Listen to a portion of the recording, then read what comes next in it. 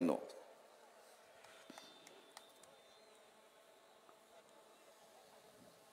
एका बाजूला भारतीय जनता पक्षाकडून प्रचार असा चाललेला आहे की 2024च्या ज्या लोकसभेच्या निवडणुका आहेत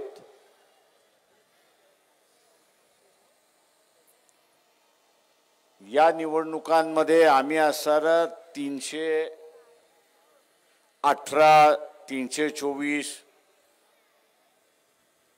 लोकसभेच्या जागा आम्ही जिंकणार म्हणून त्या ठिकाणी घोषणा केली जाते। तो त्यांचा अजेंडा आहे। आपल्याला असणारा महाराष्ट्राचा अजेंडा बघायचा आहे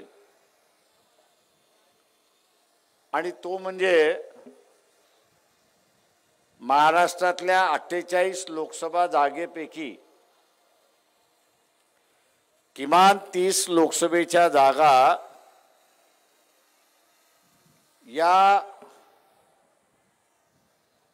भारतीय जनता पक्षाच्या पदरात पडणार नाही याची दक्षता आपल्याला त्या ठिकाणी घ्यायची आहे। किमान 30।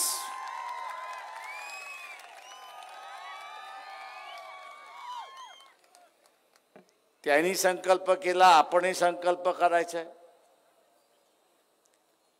पण नुसता संकल्प करून चालत नाही।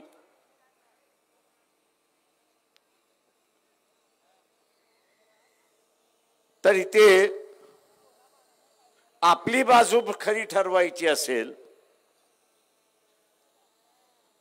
आपली बाजू जर आपल्याला खरी ठरवायची असेल तर आपण मतदारापर्यंत पोहोचलं पाहिजे हे लक्षात घ्या। हे मतदारापर्यंत आपण जोपर्यंत पोहोचत नाही तोपर्यंत आपण केलेली संकल्पना यशस्वी होणार नाही हे लक्षात घ्या।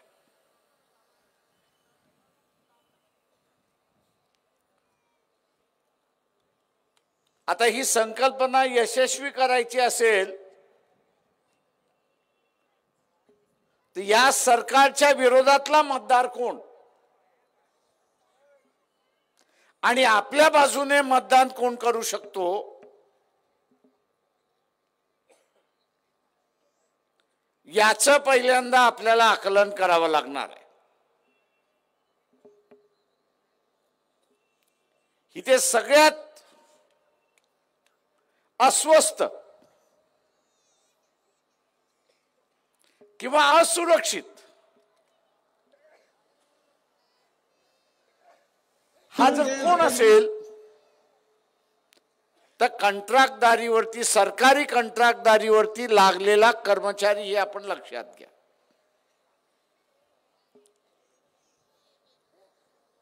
कॉन्ट्रॅक्ट पद्धतवरती लागलेला हा जो कामगार आहे, अधिकारी आहे, कर्मचारी आहे, हा सगळ्यात असुरक्षित आहे। कोणाचा कॉन्ट्रॅक्ट 3 वर्षाचा आहे, कोणाचा कॉन्ट्रॅक्ट 5 वर्षाचा आहे, पुन्हा दिल्या जाईल का याची शंका आहे।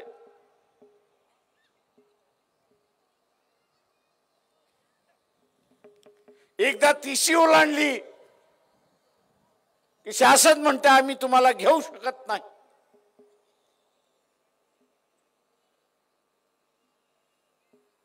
हा जो असुरक्षित कॉन्ट्रॅक्ट पद्धतीने लागलेला कर्मचारी जो आहे त्याला आपण पक्षाच्या भूमिकेमध्ये एक आश्वासन करतो आहोत की उद्याची असणारी सत्ता आणि या सत्तेमध्ये जर वंचित बहुजन आघाडी सहभागी असेल तर त्याला परमनंट केल्या जाईल हे आश्वासन आपण त्या ठिकाणी देतो।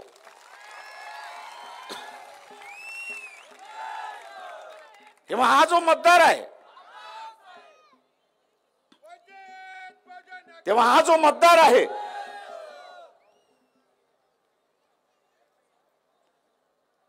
हा जो कर्मचारी आहे, याच्यापर्यंत आपण पहिल्यांदा पोचलं पाहिजे आणि त्याला पक्षाची भूमिका आपण समजावून सांगितली. त्याला एकदा पक्षाची भूमिकाला समजली की तू अजून 10-12 जणांना समजवायला सुरुवात करतो, हे लक्षात घ्या. कारण का त्याला टेम्पररी आणि असुरक्षित वातावरणातून त्याला सुरक्षित आणि परमनंट व्हायचं, हे आपण लक्षात घ्या. मी हा जो कॉन्ट्रॅक्ट वरती लागलेला कामगार जो आहे,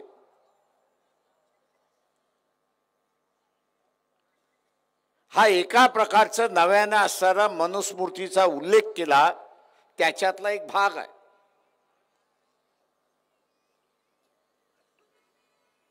त्याच्यातला असणारा एक भाग आहे. तुम्ही शिकलात बरोबर झालं, तुम्ही शिकलेला जरी असला तरी आम्ही सांगू ते काम केलं पाहिजे. एक मानसिकता तयार केल्या जाते, एक लक्षात घ्या. येणाऱ्या नव्या गुलामीची मानसिकता या ठिकाणी तयार केल्या जाते.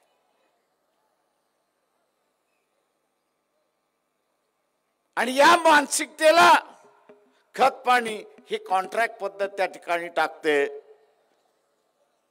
कारण का प्रत्येक 5 वर्षानंतर, प्रत्येक 3 वर्षानंतर, प्रत्येक 2 वर्षानंतर तू आपला निवेदन घेत, मोर्चे घेत, तिथे असणारं माझं कॉन्ट्रॅक्ट वाढवा म्हणून त्या ठिकाणी सांगतो. एक मानसिक आघात केला जातो.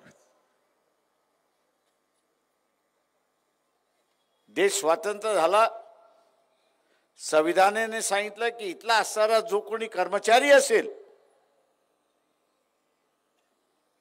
हा कर्मचारी परमनंट असेल. त्यांनी चुका केल्या तरच त्याला सर्व्हिसमधनं काढण्यात जाईल, नाही तर तो परमनंट राहील, त्याच्या विरोधात कारवाई केल्या जाणार नाही, तशी असताना परिस्थिती होती. मी एका प्रकारे सुरक्षित व्यवस्थेकडे संविधान घेऊन गेला. आणि आता आपण बघत असाल की इथल्या असणाऱ्या कर्मचाऱ्याला असुरक्षित व्यवस्थेमध्ये त्या ठिकाणी घेऊन जायला जातंय आणि पुन्हा पुन्हा त्याच्यावरती मानसिक आघात केला जातो, हे लक्षात घ्या. इथला कॉन्ट्रॅक्ट वरचा असणारा जो कामगार आहे, याच्या अगोदर काँग्रेस, एनसीपी आणि इतर पक्षांचं असणारं सरकार आपण त्या ठिकाणी पाहिजे. सध्या असणारं बीजेपी आणि एकनाथ शिंदे यांचं असणारं सरकार आपण पाहतोय. पण हा जो कॉन्ट्रॅक्ट वरचा कामगार आहे, कर्मचारी आहे, त्याला परमनंट करण्याच्या गोष्टी होत नाहीत, हे आपण लक्षात घ्या. कोर्टात गेला तर कदाचित होतं, नाही तर कोर्ट म्हणतं पॉलिसी डिसिजन आहे, आम्ही त्या ठिकाणी घेऊ शकत नाही. मी या सगळ्या कर्मचाऱ्यांना असं आवाहन करतोय की आपण वंचितला सत्तेमध्ये बसवा. ही जी नव्याने येणारी कॉन्ट्रॅक्टची जी गुलामी आहे, ती आम्ही संपवल्याशिवाय राहणार नाही, हे आश्वासन आम्ही आपल्याला या ठिकाणी देतो.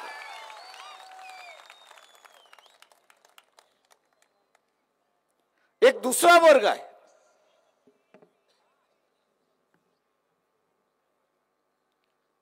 की जो इथला असणारा असुरक्षित आहे.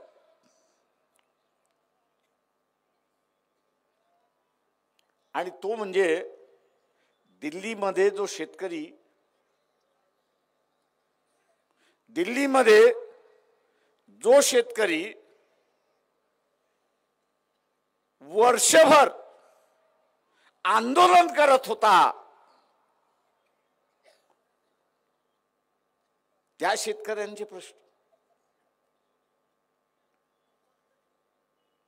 त्या शेतकऱ्यांचे प्रश्न काय होते, तर मोदी सरकारने काढलेले कायदे होते त्याच्या विरोधात होता.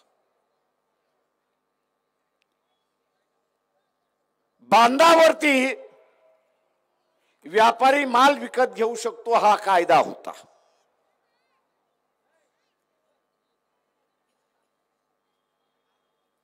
दुसरं होतं की बाजार समित्या ज्या आहेत त्या बरखास्त केल्या जातील.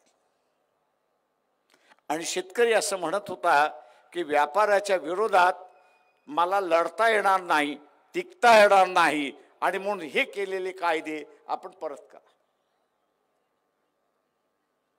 मित्रो,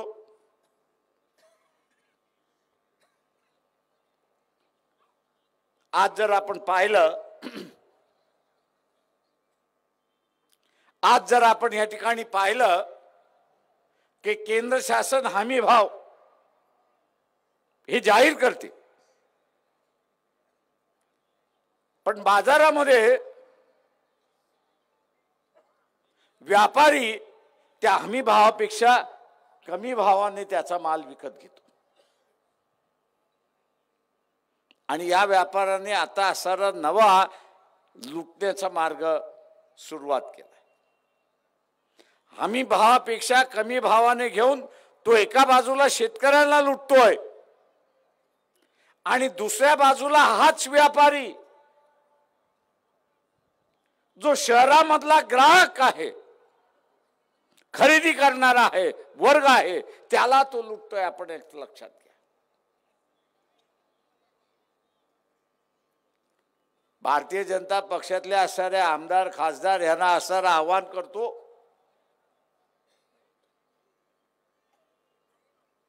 की मध्यंतरी टमाट्याचा तुटवडा लागला आणि झाला. महिनाभर तुटवडा राहिला. भारतीय जनता पक्षातल्या आमदार खासदारांनी इथल्या सरकारला आवाहन करतोय की कुठल्या दिवशी आणि कुठल्या बंदरामध्ये तुम्ही टमाटा बाहेरून आणला तो तरी सांगा.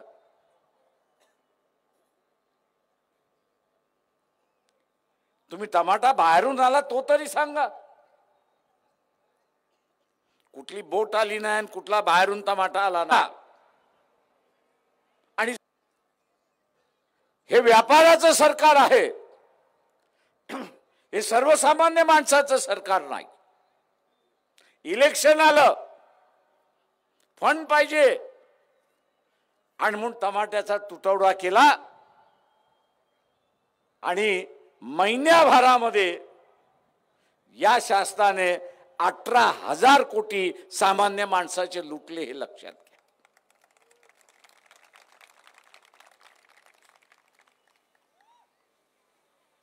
प्रत्येक माणसाने हिशेब करा की त्या महिन्याभराच्या कालावधीमध्ये मी किती टमाटा विकत घेतला आणि किती अधिक पैसे दिले हे बघा. तुमचा हिशेब तुम्हीच करा. आणि जर तुम्हाला असं दिसलं की मी असणारे 100 रुपये जास्ती खरेदी केले, जास्ती रुपये देऊन खरेदी केलेत, तर तुमच्या शेजाऱ्यांनी तेच केलं, तुमच्या वस्तीतल्या लोकांनी तेच केलं, तुमच्या शहरातल्या लोकांनी तेच केलं, तालुक्यामधल्या लोकांनी तेच केलं, जिल्ह्याच्या लोकांनी तेच केलं, राज्याच्या लोकांनी केलं आणि देशभरातल्या सगळ्या माणसांनी केलं. प्रत्येकाचे 100 रुपये जमा करा. टोटल किती होते? माझ्या खिशातून 100 गेले म्हणून मला झळ पोचली नाही,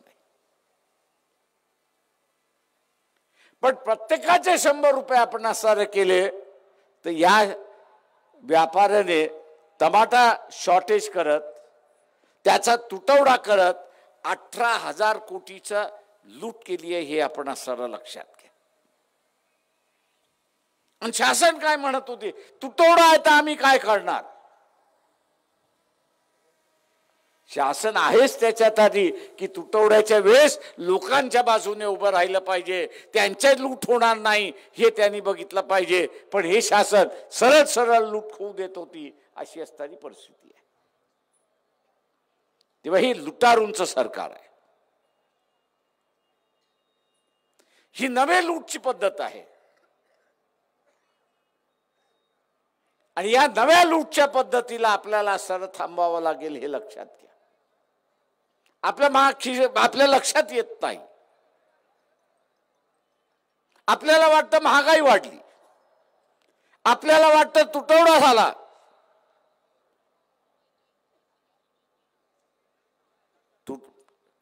तुटवडा झाला तर कुठून तरी बाहेरून आला पाहिजे, ती तूट भरून काढण्यासाठी. ती तूट भरून काढण्यासाठी बाहेरून कुठून येत नाही, तर इथे असणारा तुटवडा केला जातो. लक्षात येतं की आपण असणारा प्रचंड लुटलाय, आता भाव खाली करा, आणि पुन्हा टमाट्याचा भाव खाली आला, अशी परिस्थिती. तुटवडा झाला तो अख्खा सीझनभर तुटवडा झाला पाहिजे, अख्खा सीझनभर भाव वाढला पाहिजे. महिन्याभरच वाढतो आणि महिन्याभरातच खाली पडतो, हे राजकारण आपण असणारा लक्षात घेतलं पाहिजे. ही नव्या लुटीची नांदी आहे, हे आपण लक्षात घ्या. आणि हे सरकार या लुटीला पाठीमागं घालतंय. या पाठीमागं घालणाऱ्या सरकारला आपण मातीत लोळवलं पाहिजे, एवढं असणारा लक्षात घेतलं पाहिजे. आणि म्हणून मित्रो,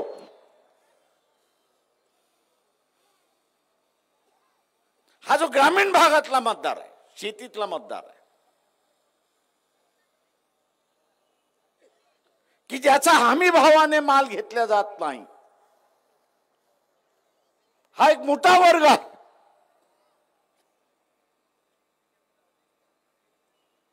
त्याला सुरक्षित आपण असणारा करण्यासाठी निघालो. त्याला शासनाने हमी भाव दिलेला आहे, तो तरी किमान त्याला हमी भाव मिळाला पाहिजे. आणि तो मिळवायचा असेल तर इथे बाजार समितीच्या कायद्यामध्ये बदल करावा लागेल. आणि बदल काय करावा लागेल, त्या साऱ्या बाजार समितीचा सभापती आणि डायरेक्टर याला जबाबदार धरला लागेल की त्या साऱ्या शासनाने दिलेल्या हमी भावापेक्षा तू स्वस्त रीत्याने विकत घेतलास आणि ते होऊ दिलं, तर हे डायरेक्टर आणि सभापती जे आहेत हे स्वतःहून जबाबदार राहतील. आणि नुसती जबाबदारी नाही तर फसवणुकीमध्ये सहभागी झालेला आहात म्हणून तुमच्यावरती फौजदारी गुन्हा सुद्धा दाखल केला जाईल. फौजदारीचं नाव घेतलं की सगळेजण घाबरतात. आणि म्हणून हा फौजदारीचा गुन्हा दाखल करण्याचा कायद्यामधला बदल झाला, तर हमी भावाच्या दरामध्ये तिथल्या असणारा शेतीमध्ये पिकलेलं जे आहे ते विकत घ्यावं लागेल. आणि शेतकऱ्याला आपण असणारा थोडाफार दिलासा त्या ठिकाणी देऊ शकतो. हा एक नवा वर्ग निर्माण झाला, हे आपण लक्षात घ्या. उद्याच्या या आपल्या मतदारामध्ये आपण जोपर्यंत जात नाही तोपर्यंत हा मतदार आपल्याला मतदान करणार. नुसतं इथे कळून चालणार नाही की असणारं हे शासन संविधान बदलणार. RSS BJPचं असणारं सरकार शासन बदलणार ही घोषणा माझ्यासारख्याला नवीन नाही किंवा आश्चर्यजनक नाही. ज्या सरदार पटेल यांना लोह पुरुष मानला जातो, त्याच सरदार पटेलाने जबरदस्तीने तुम्ही ही घटना मानणार असाल, देशाचा तिरंगा हा नॅशनल फ्लॅग आहे आणि अशोक चिन्ह हे ह्या देशाचं सिम्बॉल आहे हे मान्य करणार असाल तर तुम्हाला जेलमधनं सोडतो, नाही तर मी सोडत नाही. जेलमधनं बाहेर येण्यासाठी एग्रीमेंट केलं आणि जबरदस्तीने मान्य करायला. आता ते जबरदस्तीने मान्य केलं, आता ते म्हणतात आहेत आम्ही बदलणार. आम्ही त्या काळी शपथ घेतली होती की ही घटना आम्ही मान्य करणार नाही.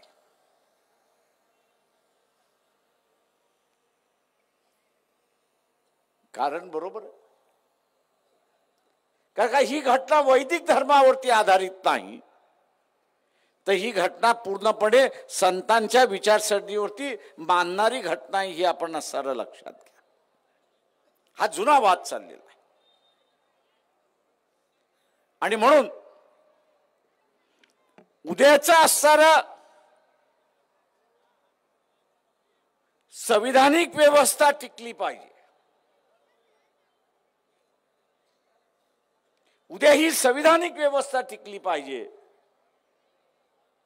तर या संविधानाच्या बाजूचा असणारा जो आहे तो आपला मतदार आहे आणि त्याच्यापर्यंत आपण असणारा पोचलं पाहिजे. राजेशाहीच्या व्यवस्थेमध्ये आलुतेदार असेल, बलुतेदार असेल, इथला ओबीसी असेल,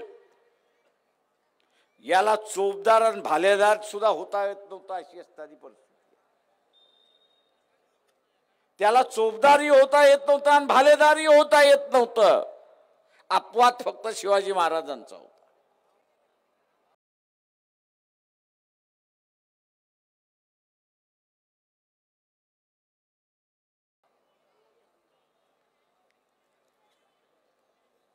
आपण हा प्रचार केला पाहिजे की उद्याची असणारी ही जी नवीन व्यवस्था आहे या व्यवस्थेमध्ये आम्हाला भालेदार आणि चोपदार होण्याचा अधिकार राहणार आहे का आणि तो कशा पद्धतीचा राहणार आहे याचं विवरण तर असणार खरा.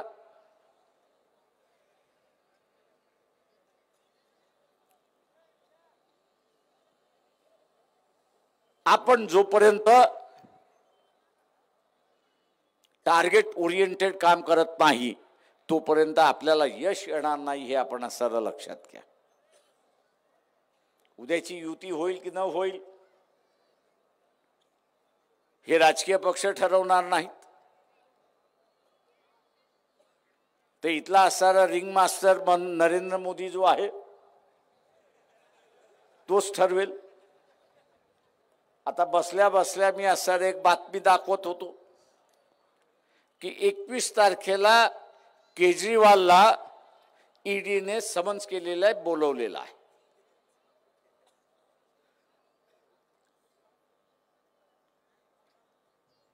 केजरीवालला 21 तारखेला ईडीने बोलवलेला आहे. आता तुम्हाला पोलिसांनी बोलवल्यानंतर तुम्ही काय करता?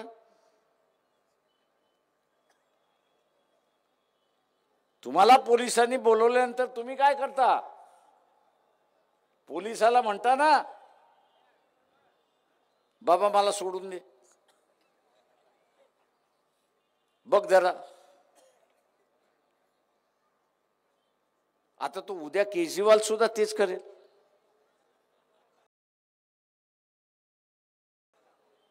कारण मला सोडून दे, पुन्हा करणार नाही. ज्या का अनाभाका घ्यायच्या त्या अनाभाका पोलिसांसमोर घेतात. आता तोही माणूस आहे, तोही तेच करेल. उद्या त्याला सांगितलंय की तू असं कोणाबरोबर जायचं नाही, तो काय म्हणा ठीक आहे मान्य करतो, जात नाही कोणाबरोबर.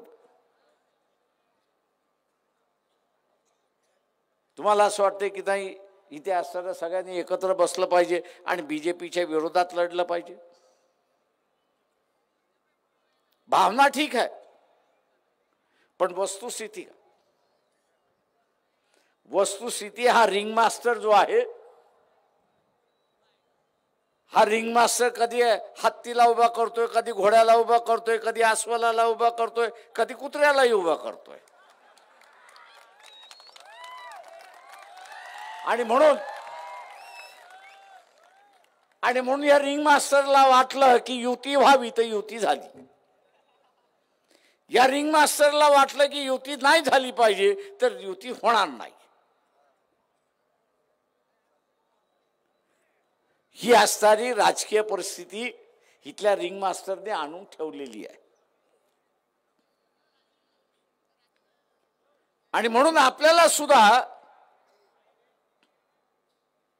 मी आज दुपारच्या असणाऱ्या पत्रकार परिषदेमध्ये RSSचे प्रमुख मोहन भागवत जे आहेत त्यांना एक प्रश्न विचारला होता.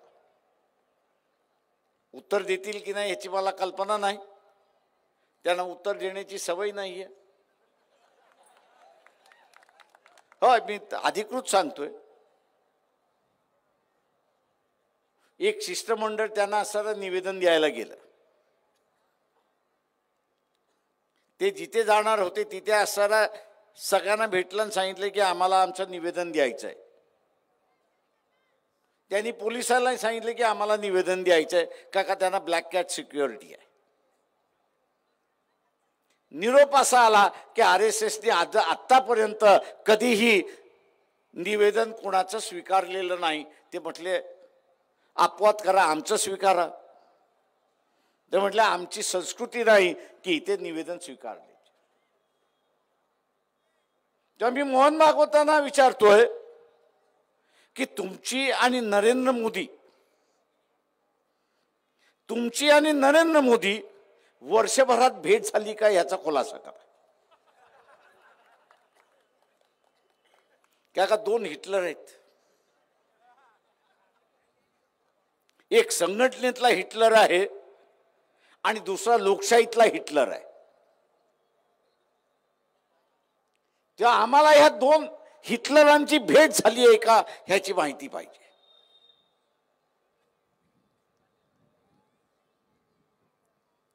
दुर्दैवाने माझ्या टीकेनंतर आता नरेंद्र मोदीच्या पाठीमागचा बॉडीगार्ड दिसायला लागलाय.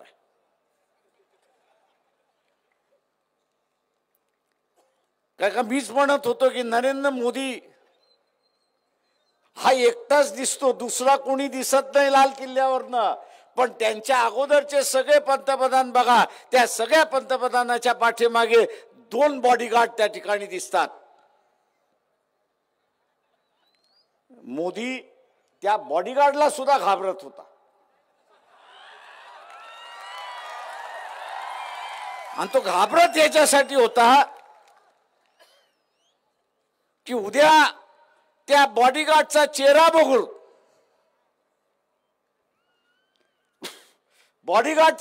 बघून लोकांनी ही चर्चा केली की मोदीपेक्षा बॉडीगार्ड चांगला आहे.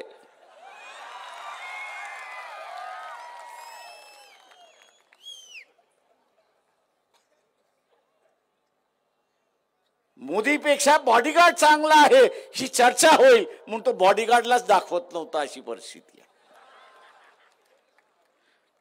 मागच्या 10 दिवसापासून एक बॉडीगार्ड दिसायला लागलाय,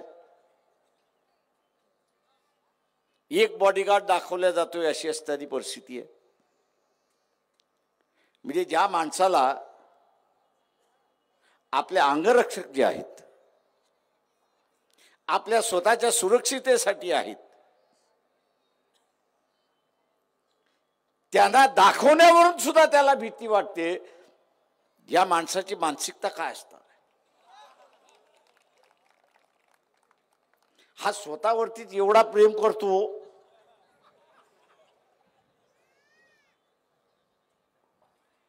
आणि उद्या जर पंतप्रधान झाला नाही ना आपला चेहरा दिसला नाही तर हा वेड्याच्या हॉस्पिटलमध्ये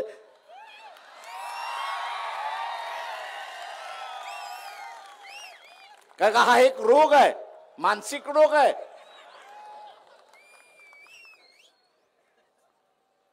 आणि म्हणून मित्रो,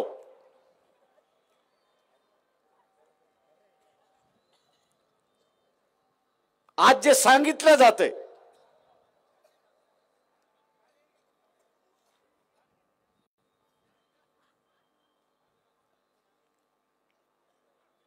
की मोदींशिवाय पर्याय नाही,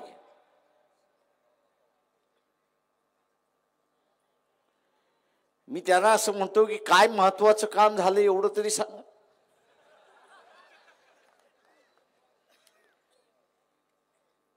नाहीतर मध्यंतरी अमेरिकेचे राष्ट्रपती आले होते, जो बायडन. त्या दोघांची प्रेस कॉन्फरन्स चालली होती. तुम्ही सगळ्यांनी टीव्ही वरती पाहिलं असेल. मोदीच्या हातामध्ये ग्लास होता की नव्हता? त्या ग्लासचा असणारा संकेत असतं. संकेत काय असतं की तुम्ही दारू पिणार असाल तर ह्या ग्लासमध्ये असतं, या हातामध्ये ग्लास असतो. आणि तुम्ही दारू पिणार नसाल तर तुमचा ग्लास या हातामध्ये असतो. मोदीने चुकून तो चुकून दारूचा ग्लास चुकीच्या हातामध्ये धरलं होतं आणि ती सगळी प्रेस कॉन्फरन्स जगामध्ये चालली होती म्हणून मोदीची बदनामी होईल की मोदी दारू पितात म्हणून बदनामी होईल या काळजीपोटी ते बायडननी सांगितलं की मोदीजी आपला ग्लास जो आहे तो चुकीच्या हातामधला आहे तो बदला. आता ते संभाषण इंग्रजीमध्ये होतं.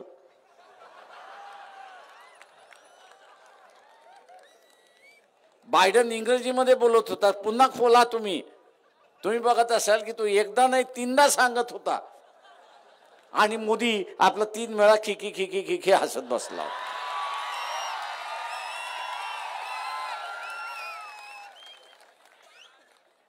मी माझ्या मनातलं नाही सांगत आहे. तुम्ही आजही गेला तर तुम्हाला असणाऱ्या युट्यूब वरती तो सीन दिसेल. आणि शेवटी बायडन स्वतः म्हणणार ह्याला मी सांगतोय नीट वाग तरी हा नीट वागत नाही.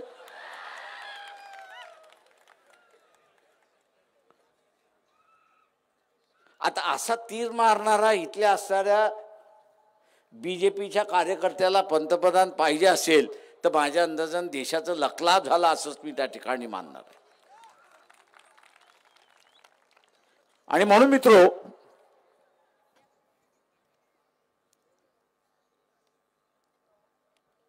आता रेल्वेनी प्रवास करायला 10-15 दिवस अगोदर तिकीट काढावं लागतं. तेही कन्फर्म होईल की नाही हेही माहिती नाही.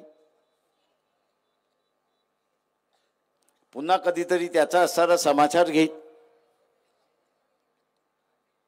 की देशाला असणारा फार चांगल्या रीतीने चालवलेला आहे, गाड्या नव्या आलेल्या आहेत, अमुक नव्या आलेल्या आहेत, पण असणाऱ्या लोकांच्या सोयीच्या गाड्या या बंद झाल्या अशी असणारी परिस्थिती आहे.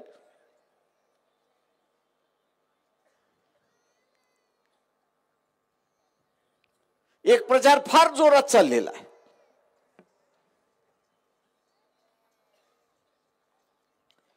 आणि तो म्हणजे की ह्या देशाला हिंदू धर्म म्हणून घोषित केला पाहिजे.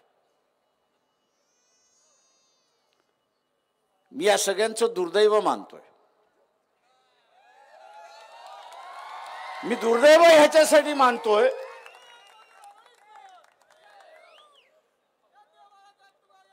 याचं कारण असं आहे की ह्या देशाची भौगोलिक रचना कशी असली पाहिजे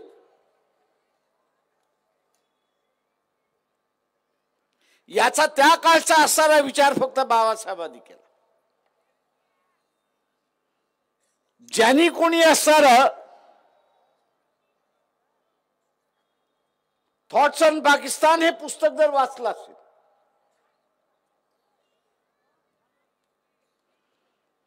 तर या देशातल्या हिंदूंवरती बाहेर येऊन येणाऱ्यांनी 2500 वर्ष राज्य केलं.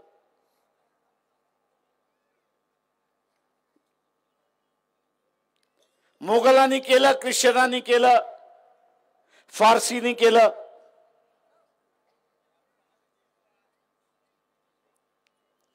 बाहेरच्यांनी असणारं राज्य केलं. उद्याच्या असणाऱ्या कालावधीमध्ये बाहेरच्यांनी भारतीयांवरती राज्य करू नये, इथल्या हिंदूंवरती राज्य करू नये म्हणून त्यांनी मुस्लिम इलाका जो होता याचं एक वेगळं राज्य होतं आणि 2 नेशन थिअरी त्यांनी त्या ठिकाणी मांडली.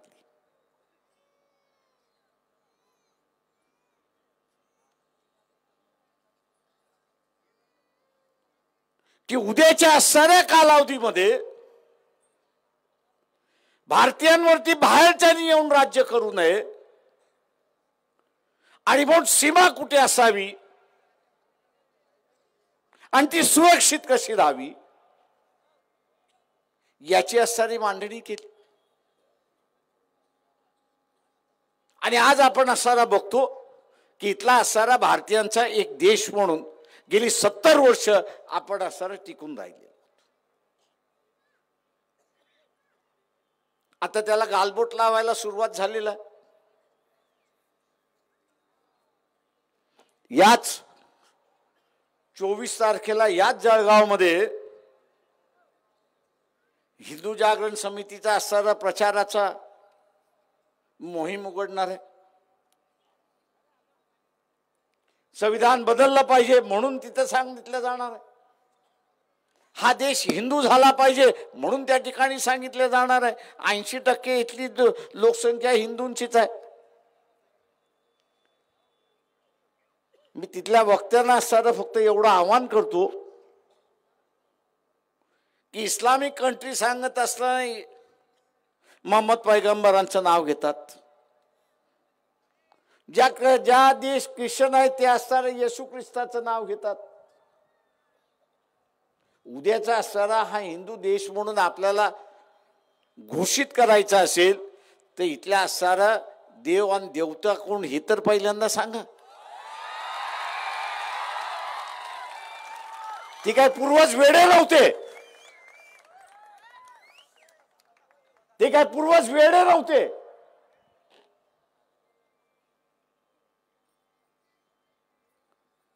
की त्यांनी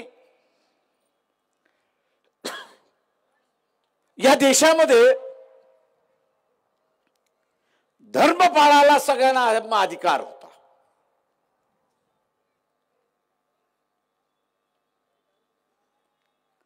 धर्म पाळायला सगळ्यांना अधिकार दिला.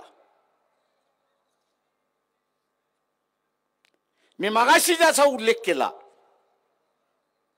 संतांची विचारसरणी ही समतावादी विचारसरणी आणि वैदिक धर्माची विचारसरणी ही असणारी विषमतावादी विचारसरणी आहे. हळूहळू दोघेही बदलतील आणि एका नव्या दिशेने सुरुवात होतील ही अपेक्षा त्या पिढीची होती.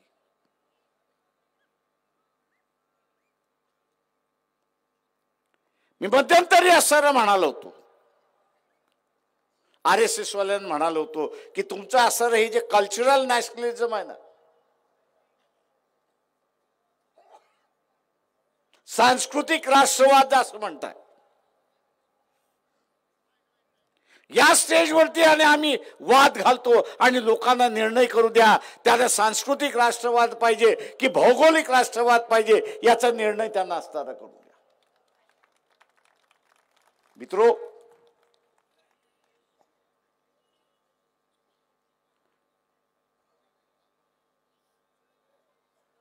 एकदा तुटलं की जुळणार नाही एवढं लक्षात घ्या.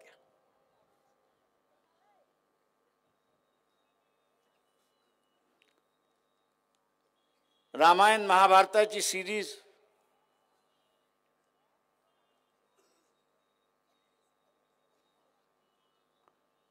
याला प्रेक्षक 90% होते.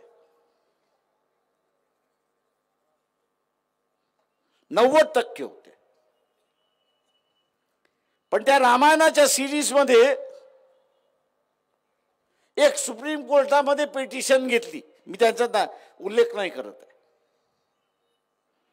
आणि त्या पिटिशनचा गाभा काय होता की कुठल्या देवाने कोणासमोर झुकलं आणि कुठल्या देवाने कुठल्या समोर झुकल्यामुळे माझ्या भावना दुखल्या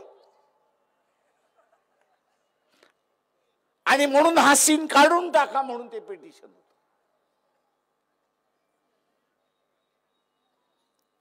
कसं बस करून ते पिटिशन तिथला असणारा रफादफा काढण्यात आला. पण गाभा आपण लक्षात घ्या,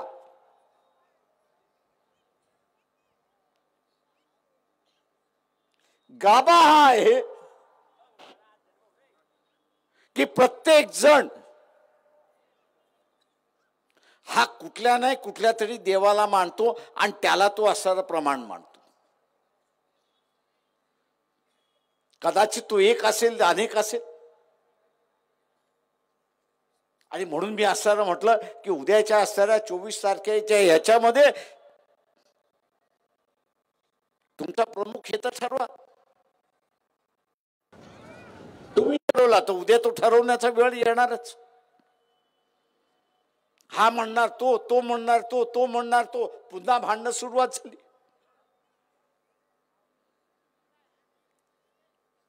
गुलामीची या देशातली जी कारणं आहेत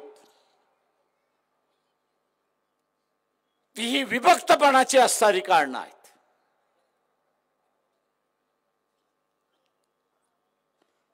आणि म्हणून बाबासाहेबांनी इतर सगळेच म्हणाले होते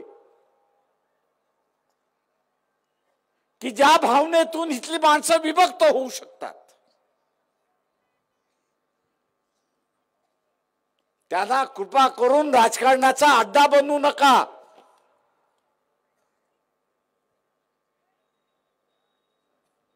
आज आपल्याला दिसते की ज्याच्यावरती एकमत होऊ शकत नाही,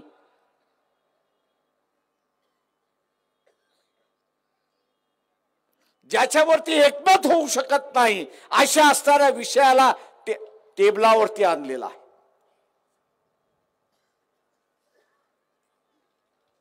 एकमत झालं नाही तर भांडणं आहेत,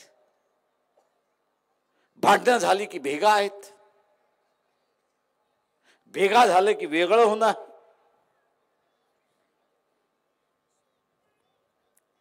हा इशारा आहे. आणि म्हणून मी इथल्या असं तमाम जनतेला आवाहन करतोय की ज्याच्यावरती आपलं एकमत होऊ शकत नाही तो आपण चर्चेला घेताच कामा नये.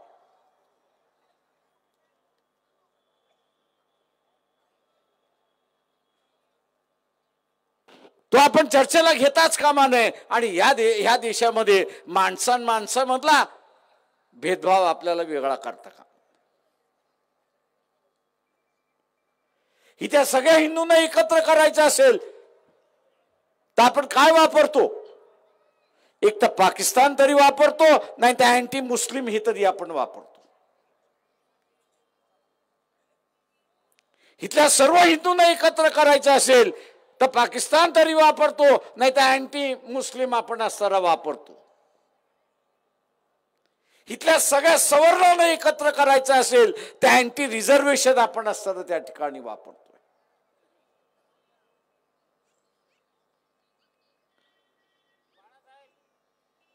प्रश्न असताना त्याच्यामधला एक आहे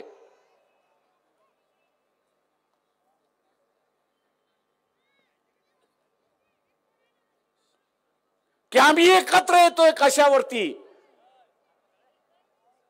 बेरजेवरती एकत्र येत नाही आहोत तर आम्ही वजाबाकीवरती एकत्र येत आहोत अशी परिस्थिती आहे.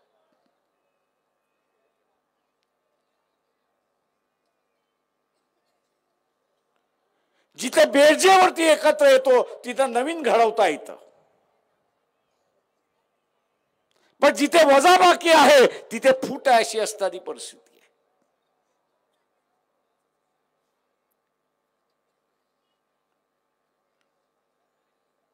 आव्हान इथल्या असं रेखाताईंनी असणारा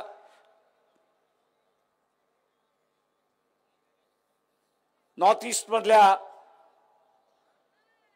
कुकी आणि मैथी या दोन ट्राइब्स मधले असणारे भांडणाचा उल्लेख केला.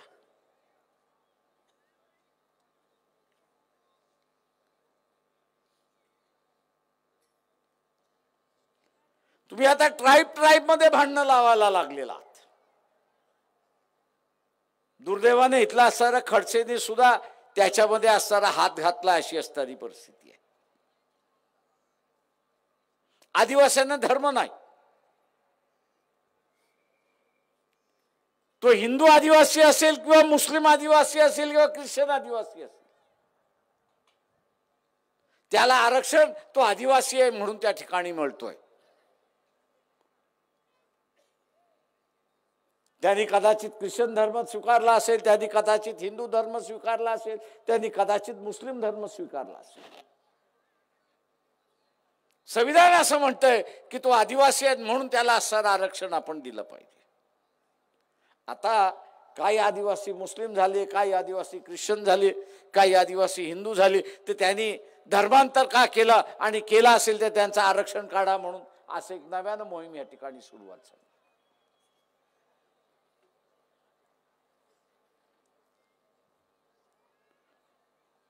मिटवण्याच्या ऐवजी विभक्तपणा कसा वाढेल असंच हे बघितलं जाते. नाताभाऊ तुम्हाला राज्यकर्ता होतात,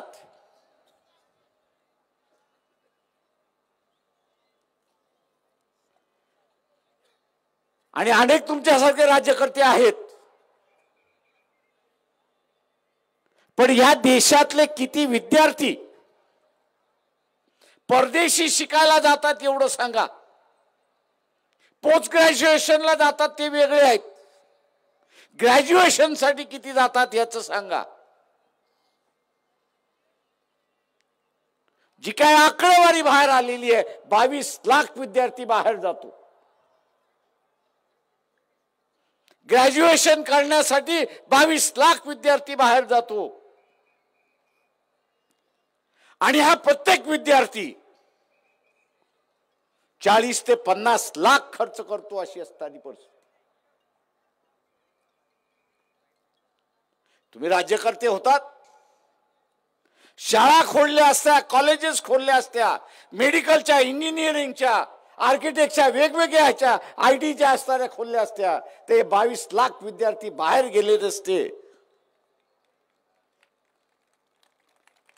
हे 22 लाख विद्यार्थी बाहेर गेले नसते आणि हे 22 लाख विद्यार्थी इथं शिकत असते, तर तेवढेच प्राध्यापक लागले असते आणि तेवढाच नॉन टीचिंग स्टाफ लागला होता. रस्त्यावरचा हा जो बेरोजगार आहे,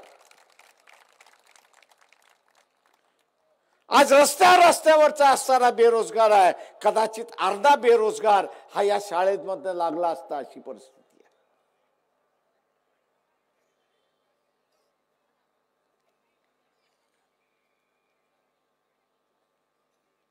या देशातली अर्धी बेकारी आपण असं संपवू शकलो असतो.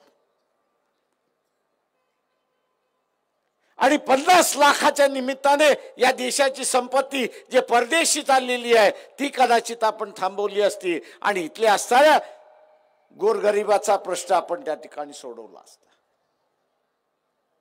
मित्रो,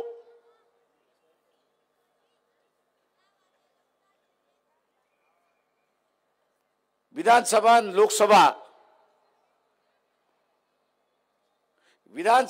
लोकसभा या माणसांच्या पोटाचा प्रश्न आणि सुरक्षिततेचा प्रश्न त्या ठिकाणी सोडवतात.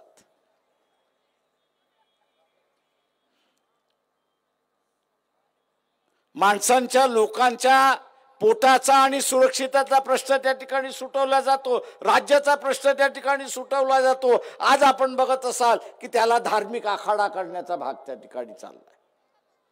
तो धार्मिक आखाडा झाला तर पोटाचा, सुरक्षितेचा आणि नोकरीचा प्रश्न त्या ठिकाणी संपला म्हणून आपण लक्षात घ्या.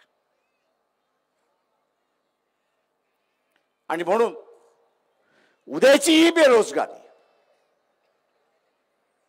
शेतकऱ्यांचं शोषण आणि सुरक्षितेची व्यवस्था ही जर आपल्याला साधायची असेल तर त्याची माणसं आपल्याला त्या ठिकाणी पाठवली पाहिजे.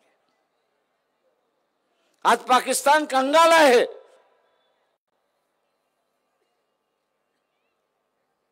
दोन दिवस सुद्धा लढण्याचं शस्त्र त्यांच्याकडे नाही. पण आजही आपण बघत असाल सीमेवरती दर तिसऱ्या दिवशी 2 जवान मरतात आहेत अशी परिस्थिती आहे. अरे तुम्हाला असणारा 56 इंचाची छाती आहे, या 56 इंचाच्या छातीमध्ये एक पुलवामा आणि त्याच्यानंतर उरी, अरे पुन्हा घुसा आणि मोकळं व्हा ना एकदाच. पण गांडीत दम पाहिजे.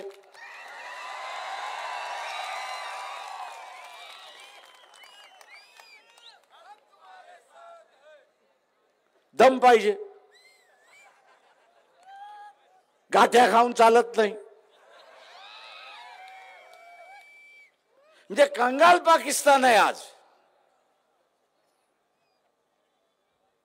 जगासमोर त्यांनी असणारे घुटणे टेकलेले आहेत.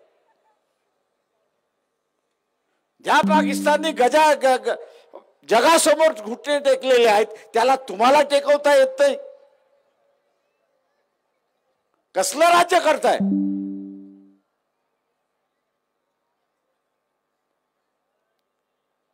आणि म्हणून मित्रो, आपण खऱ्या अर्थाने विस्कळीत होत चाललोय अशी असणारी परिस्थिती आहे. समाजाची घडी विस्कळीत चाललेली आहे. आज एका बाजूला ओबीसी टाकलाय आणि दुसऱ्या बाजूला मराठा टाकलाय. ओबीसी सरळ सरळ म्हणतोय मी यावेळेस मराठ्याला मतदान देणार नाही. अरे ही कुठली भाषा आणि ही कुठली परिस्थिती?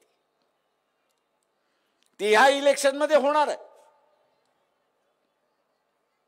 की 70% 80% ओबीसी हा मराठ्याला मतदान देणार नाही.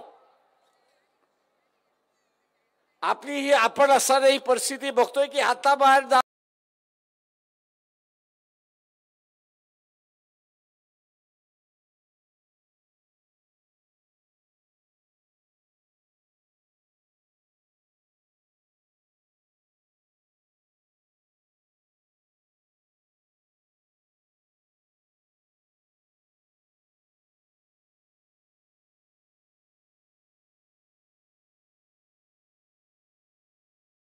आता कामा नये.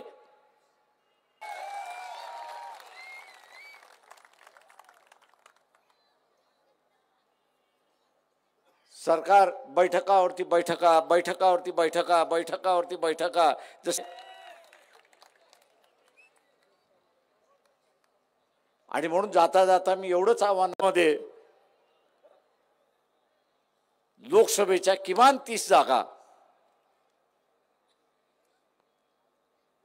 या नॉन बीजेपी पक्षाच्या येतील हे आपण त्या ठिकाणी पाहिलं पाहिजे आणि ते आपण पाहाल ही अपेक्षा बाळगतो आणि आपली रजा घेतो. जय भीम, जय भारत.